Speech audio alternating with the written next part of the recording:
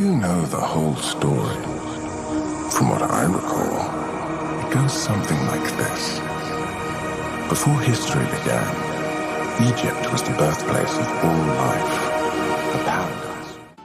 My Spanish side is Peruvian, so we got Incans, we got the Sampa Inca, we got, you know, all those type of people from like the Machu Picchu and stuff like that. Go ahead. All them old Mississippians, the Toltec, the Mayas, the Aztec, the Inca, right? The old Mississippian culture, before it was called Mississippian, was Atlantean. It was a global phenomenon, but the root to the culture was in Arizona, where the Grand Canyon is. So who are the Atlanteans, and then what's the connection to the Grand Canyon? The Grand Canyon is where the original temple of Isis was, in the original temple of Tahuti, before the Great Pyramid in Mexico. That was the global Mecca of the world. And that's why you got tribes that look like everybody around the world.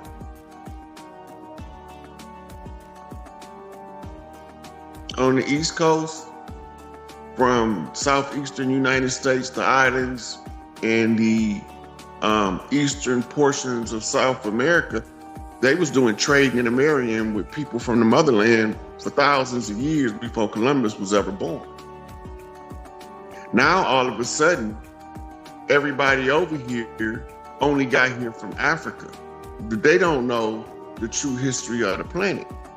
Which is? In the true history of the planet, everybody was made in South America. In the temple of the gods, with the 7 different phenotypes of human face on it.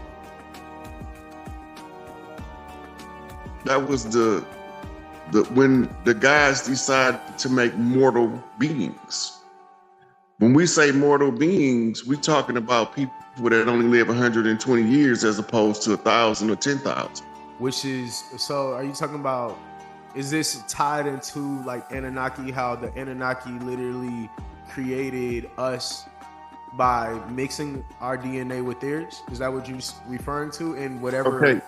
You know when they say the Anunnaki mixed their DNA with ours? Yeah.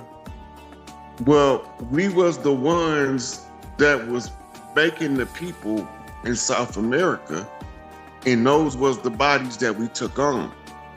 The Anunnaki, that they was doing their work in West Sumer, modern Babel, right? They was doing stuff over there that was prohibited. So we didn't know what was going on with them because they was doing it covert. They was doing reading in secret. They was doing genetic alterations in secret. But everything that we was doing was community-based. So so the breeding that they were doing, it was with us, like us, or was it with something else? It was the people that we were when they came. Okay. So what people were we when they first came? Are we talking about is that the Atlanteans that we're talking about? Or those are the Atlanteans. Those are the Titans.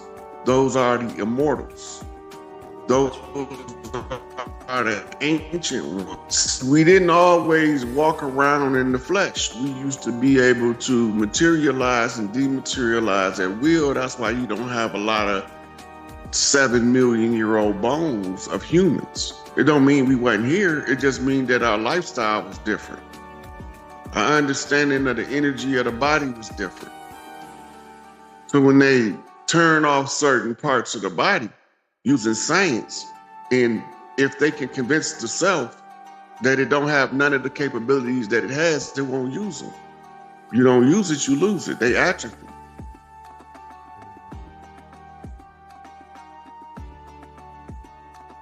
So what were the Atlanteans like?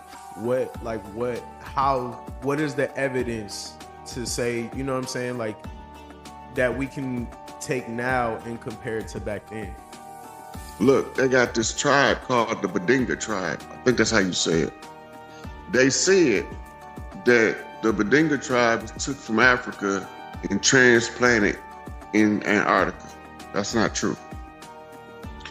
The Badinga tribe was the Atlanteans that was flash froze during the Anunnaki Wars, when that whole civilization was under about a mile of ice.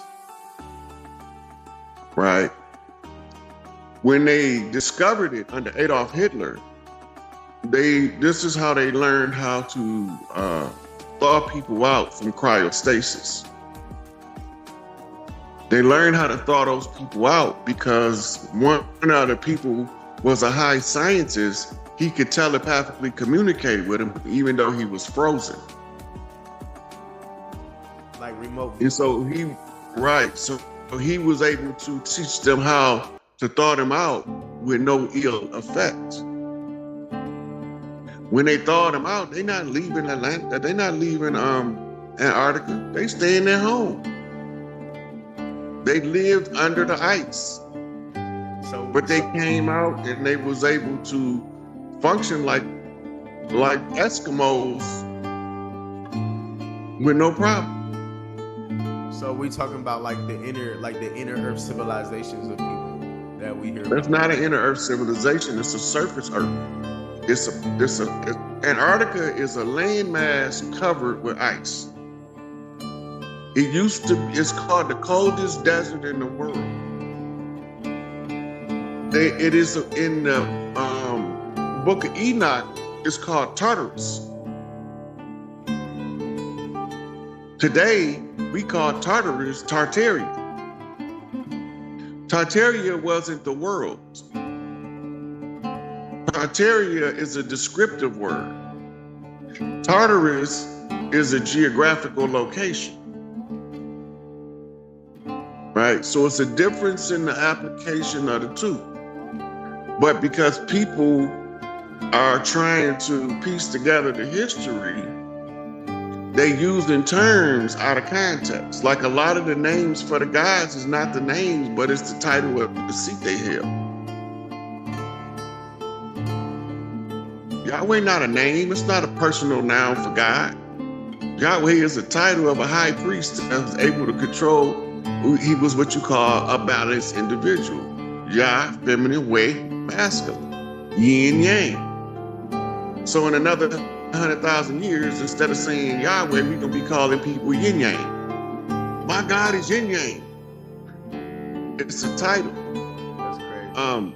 Another title that became translated in the Bible as Lord is Adonai.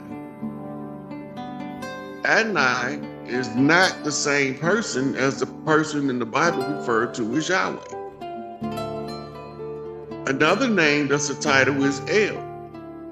Yeah, I heard that one. Right? Elohim is a plural form of the title El. Right? So you using titles to describe people when multiple people held the title. That's why all of these guys look schizophrenic. They're not the same person. They different people at different times taking on the same title. From different places or from the same place? Sometimes they're from different places. But remember, we didn't always have a diversified linguistic stock. We was telepathic first. So we didn't have any useful words in eloquent speech because we can project it to you in a whole scene mentally. The thing that I'm thinking is the thing that I need you to think. Tune into my frequency.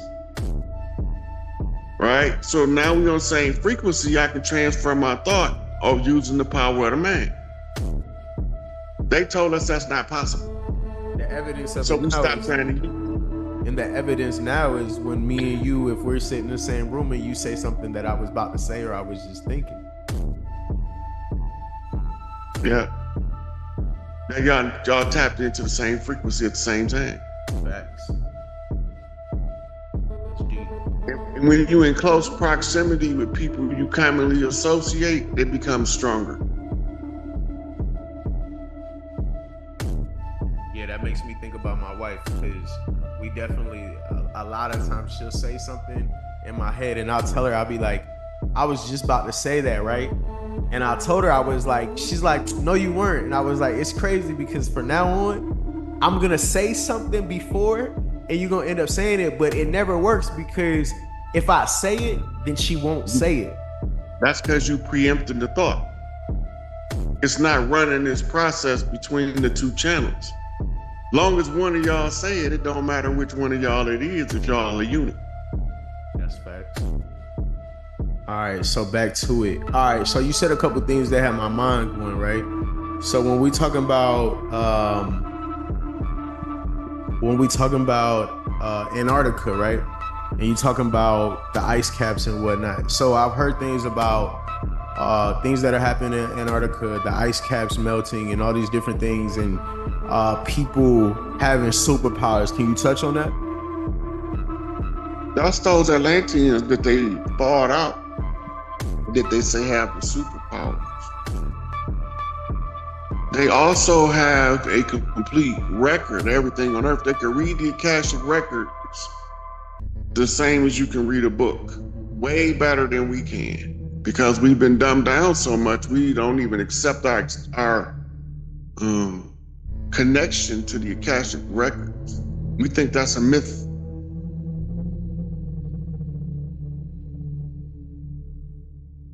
So when you're saying the Akashic records, can you touch on what? I know some decent things about the Akashic records. The Akashic records is what holds pretty much the information to you in previous generations, right?